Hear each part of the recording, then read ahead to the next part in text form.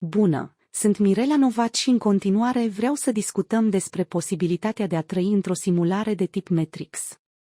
Ideea de a trăi într-un Matrix sau într-o simulare computerizată a realității este una care a fascinat imaginația oamenilor de ani de zile. Inspirată inițial de opere de ficțiune precum seria de filme Matrix, această concepție a început să fie discutată în cercuri științifice, generând întrebări fascinante despre natura realității și despre existența umană.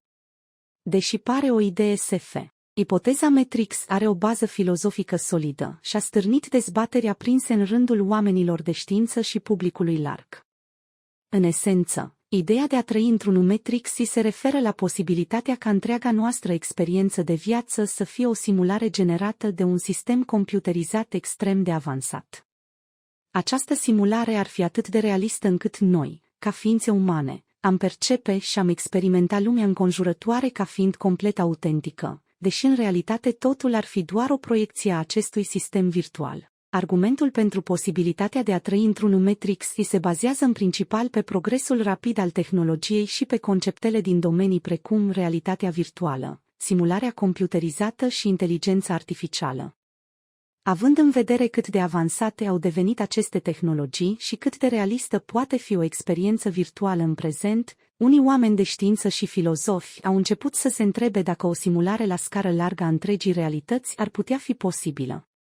Argumente pentru ipoteza Matrix. 1. Progresul rapid al tehnologiei. Avansul rapid al inteligenței artificiale și al realității virtuale sugerează că este posibil să creăm simulări realiste care nu se disting de realitate. 2. Paradoxul lui Fermi. Lipsa de dovezi concrete despre existența vieții extraterestre inteligente a dus la speculații că realitatea noastră ar putea fi o simulare creată de o civilizație avansată. 3. Natura fundamentală a realității. Fizica modernă pune sub semnul întrebării natura fundamentală a realității, sugerând că universul nostru ar putea fi o hologramă sau o simulare computerizată. În plus, ideea de a trăi într-un Matrix i-a stârnit interesul și dezbaterea în domeniul filozofiei și al gândirii umane.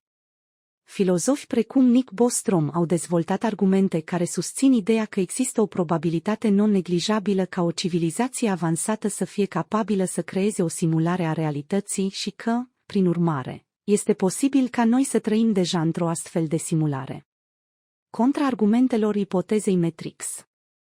1. Lipsa dovezilor. Nu există dovezi științifice concrete care să susțină ipoteza Matrix. 2. Complexitatea simulării. Crearea unei simulări care să cuprindă întreaga realitate ar fi o sarcină extrem de complexă, care ar necesita resurse computaționale enorme. 3. Problema liberului arbitru. Dacă trăim într-un Matrix, este posibil ca liberul nostru arbitru să fie o iluzie. Cu toate acestea, există și scepticism în privința ideii de a trăi într-un Matrix.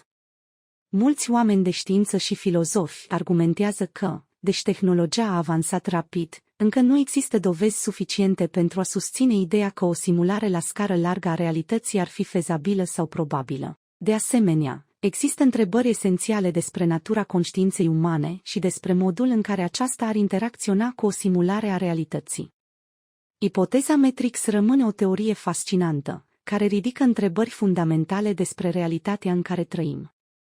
Deși nu există un răspuns definitiv la întrebarea dacă trăim sau nu într-un Matrix, posibilitatea ca realitatea noastră să nu fie ceea ce pare este o idee care merită luată în considerare.